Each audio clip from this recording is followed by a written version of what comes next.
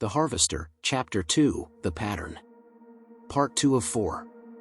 The letter with her father's initials changed everything. Detective Mara Ellison couldn't look at the case the same way again. The sickle symbol, the rituals, the timing, they weren't the random obsessions of a modern killer. They were a continuation of something older, something that had begun long before she was born. She didn't tell anyone about the initials. Not the sheriff, not the state agents, not even the federal investigator who'd been assigned to Cold Hollow after the 10th disappearance. It was hers to carry, and hers to understand. For days she pored over her father's archive notes.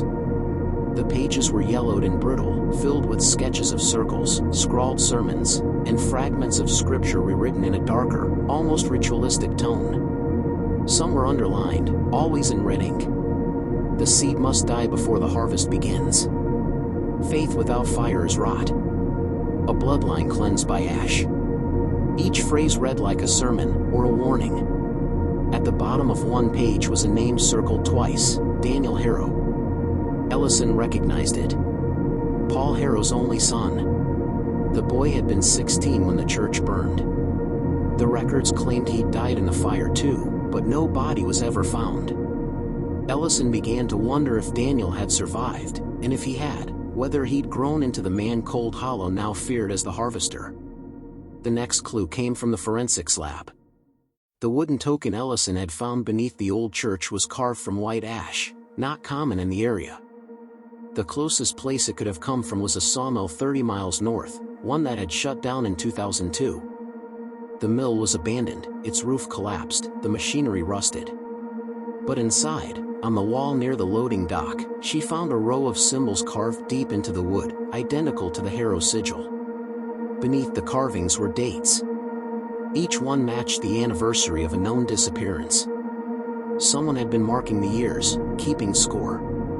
Ellison photographed everything and sent the images to the lab. When the results came back, she froze. The tool marks on the carvings matched those on the pumpkins. The same blade had been used, one that cut with almost surgical precision. Whoever the Harvester was, he wasn't just repeating the past. He was documenting it, continuing it like a sacred tradition. That night, a blizzard moved across Cold Hollow. The power flickered, plunging the town into brief intervals of darkness.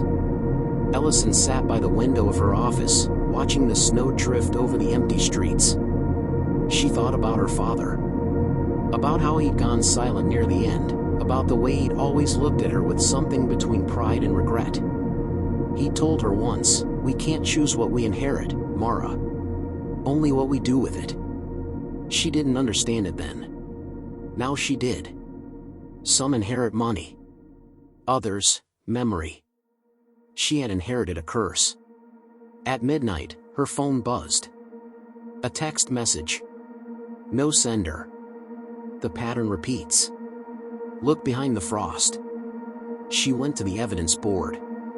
Frost had begun to spread across the window behind it, forming delicate white veins that caught the moonlight. She brushed it away and froze. On the glass, etched faintly beneath the condensation, was a symbol, a sickle inside a circle. And below it, written in the frost itself, 12. The next number. The next victim. Stay locked in for The Harvester, Chapter 2. Part 2.